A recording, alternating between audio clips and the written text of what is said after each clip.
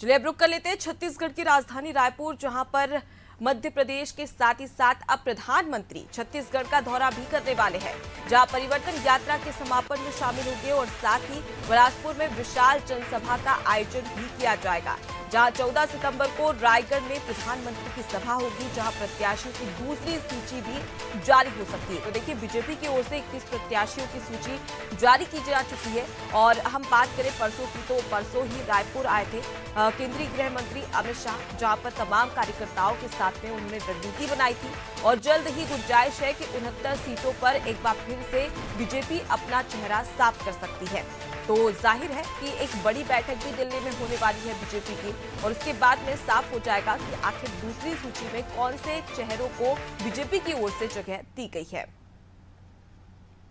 तो काफी खास कार्यक्रम प्रधानमंत्री नरेंद्र मोदी का, जहां माना जा रहा है कि जब वो आएंगे तो जनता को संबोधित भी किया जाएगा और उस दौरान बड़ी घोषणाएं भी यहां पर प्रधानमंत्री नरेंद्र मोदी के द्वारा की जा सकती है। तो चुनावी लिहाज से काफी खास और अहम ये दौरा, जहां बिलासपुर, आपको बता दें कि बिलासपुर वो संभाग है जो कि छत्तीसगढ़ का सबसे बड़ा संभाग कहा जाता है, और ऐसे में 14 सितंबर को रायगढ़ में प्रधानमंत्री जब मौजूद रहेंगे तो जाहिर है कि जिस प्रकार से 15 साल तक रमन सिंह की सरकार थी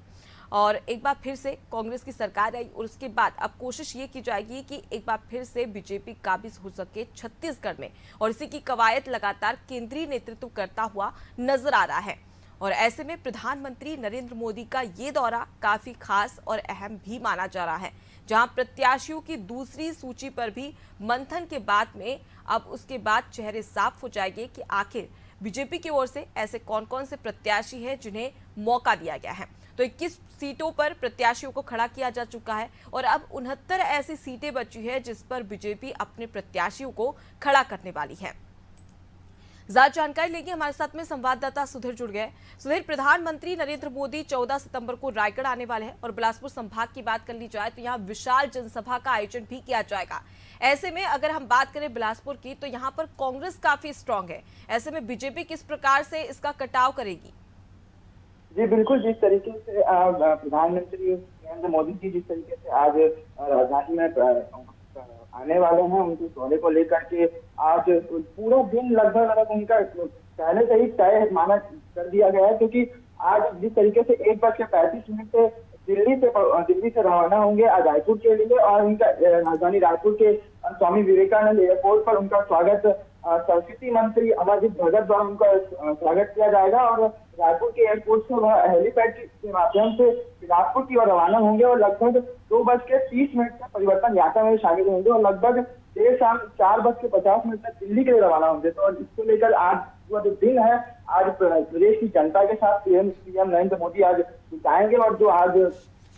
लगभग जो आज का पूरा दिन है वो आज जो आने वाले विधानसभा चुनाव के लिए रणनीतियां और जो प्रदेश के कार्यकर्ता है उनके लिए भी कहीं ना कहीं दिशा निर्देश भी जारी करे, क्योंकि आने वाले विधानसभा के मद्देनजर रखते हुए भी जो कांग्रेस के द्वारा तैयारी की जा रही है, क्योंकि हमने देखा कि बीते दिनों ही भरोसा यात्रा जिस तरीके से कांग्रेस द्वारा निकाली जा रही है, उसको लेकर भी जिस तरीके से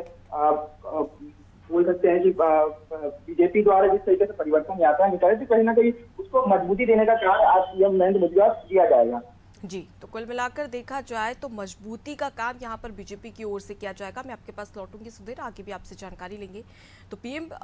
मोदी का छत्तीसगढ़ दौरा काफी खास है, क्योंकि चुनावी लिहाज से माना जा रहा है कि जल्द ही बीजेपी अपनी दूसरी लिस्ट भी जारी कर सकती है। चलिए अब अगली बड़ी खबर की ओर रुक कर लेते हैं, जहां पर लगातार कांग्रेस सरकार की मुश्किलें बढ़ती नजर आ रही है। आम आदमी पार्टी मुख्यमंत्री निवास का घेराव करेगी, जहां आज मुख्यमंत्री निवास का घेराव आप पार्टी के द्वारा किया जाएगा। पूरे प्रदेश भर में आप कार्यकर्ता शामिल होंगे, जहां सीजीपीएससी गड़बड़ी और घोटाले को लेकर प्रदर्शन किया जाएगा। चुनावी लिहाज से अब ये प्रदर्शन काफी अहम भी माना जा रहा है। सीधा रुक करेंगे सुधीर का ज्यादा जानकारी के लिए। सुधीर, कांग्रेस सरकार की सीजीपीएससी की गड़बड़ी और तमाम घोटाले और भ्रष्टाचार के आरोप लगातार लगते गए हैं, लेकिन अब ये गले की फांस भी कांग्रेस के लिए बनता जा रहा है, क्योंकि अब तक सिर्फ बीजेपी की ओर से ये मुद्दे उठाए जा रहे थे, लेकिन अब आम आदमी पार्टी भी हावी होती नजर आ रही है। जी बिल्कुल, जिस तरीके से सीजीपीएससी के जो परिणाम आए, जो जिस तरीके से विरोध प्रदेश में जिस तरह से अलग अलग पार्टियों द्वारा किया गया, इसी कड़ी में आज आम आदमी पार्टी द्वारा बूढ़ा तालाब जो केंद्र है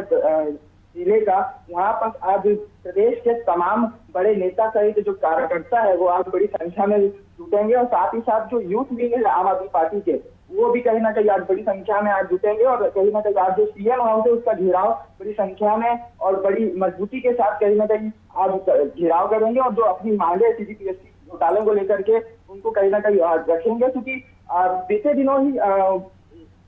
सूरज उपाध्याय जो